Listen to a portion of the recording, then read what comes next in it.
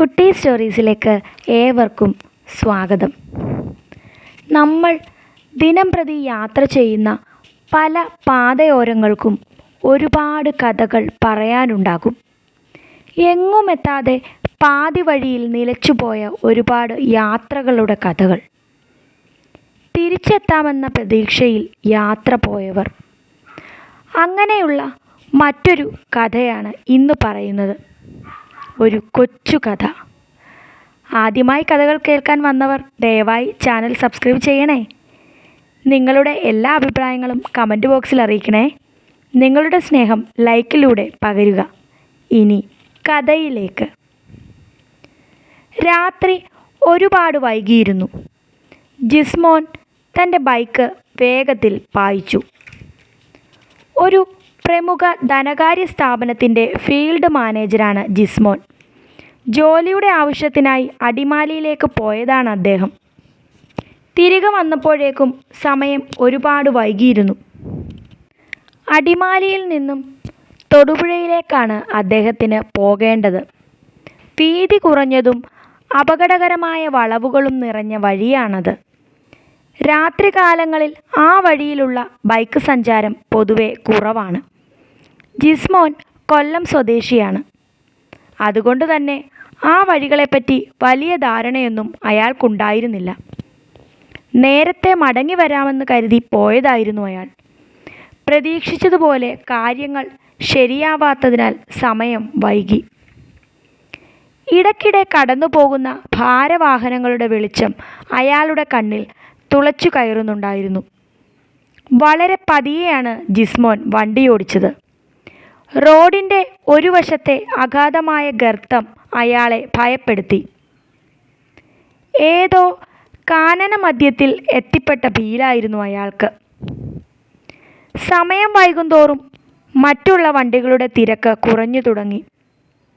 അന്തരീക്ഷമാകെ തണുപ്പ് വ്യാപിച്ചു തുടങ്ങിയിരുന്നു. പെട്ടെന്നാണ് അത് സംഭവിച്ചത്. ഓടിക്കൊണ്ടിരുന്ന ജിസ്മോൻ്റെ ബൈക്കിന് മുന്നിലേക്ക് എവിടെ നിന്നോ ഒരാൾ വന്നു വീണു. പെട്ടെന്നായതിനാൽ വണ്ടി ഒന്ന് പാളി. അല്പം തെന്നി മാറി നിന്നു. അവൻ ഭയന്നു പോയിരുന്നു. അപ്പോഴാണ് വണ്ടിയുടെ മുന്നിൽ വട്ടം ചാടിയ ആളെ അവൻ ശ്രദ്ധിച്ചത്. അയാളുടെ നെറ്റിയിലൂടെ ചോരയൊലിക്കുന്നുണ്ടായിരുന്നു. ധരിച്ചിരുന്ന വസ്ത്രത്തിലാകെ രക്തക്കറ. അയാൾ വിറച്ചുകൊണ്ട് റോഡിൻ്റെ ഒരു വശത്തേക്ക് കൈ ചൂണ്ടി. അപ്പോൾ മാത്രമാണ് ജിസ്മോനും അത് കണ്ടത്.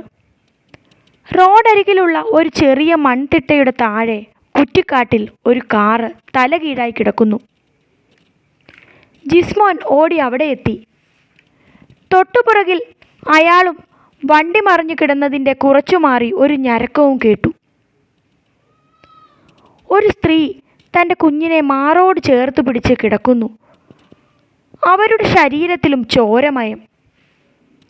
ജിസ്മോൻ എന്തു ചെയ്യണമെന്നറിയാതെ ഒരു നിമിഷം നിന്നു.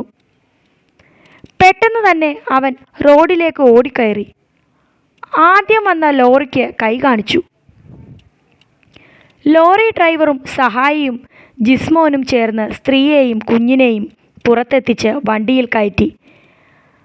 അവൻ്റെ വണ്ടിക്ക് വട്ടം ചാടിയ ആളെ അവൻ തിരഞ്ഞു. പക്ഷേ എങ്ങും അയാളെ കണ്ടെത്താൻ കഴിഞ്ഞില്ല.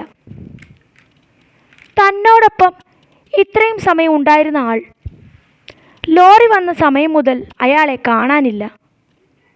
എത്രയും പെട്ടെന്ന് അമ്മയെയും കുഞ്ഞിനെയും ആശുപത്രിയിൽ എത്തിക്കേണ്ടതിനാൽ കൂടുതൽ സമയം അവിടെ നിൽക്കുവാൻ ജിസ്മോന് കഴിഞ്ഞില്ല. ലോറിയുടെ പിറകെ അവൻ ബൈക്കുമായി പാഞ്ഞു. ഏതായാലും പെട്ടെന്ന് ആശുപത്രിയിൽ എത്തിച്ചതിനാൽ അവർ രക്ഷപ്പെട്ടു. ആ സ്ത്രീക്ക് ബോധം വീണപ്പോൾ അവർ തൻ്റെ ഭർത്താവിനെ തിരക്കി. അപ്പോഴാണ് ജിസ്മോൻ തൻ്റെ വണ്ടിക്ക് വട്ടം ചാടിയ ആളെക്കുറിച്ച് ഓർത്തത്. അവർ ഉടൻ തന്നെ വിവരങ്ങൾ പോലീസിൽ അറിയിച്ചു. പോലീസും ഫയർഫോഴ്സും അപകടം നടന്ന സ്ഥലം പരിശോധിച്ചു.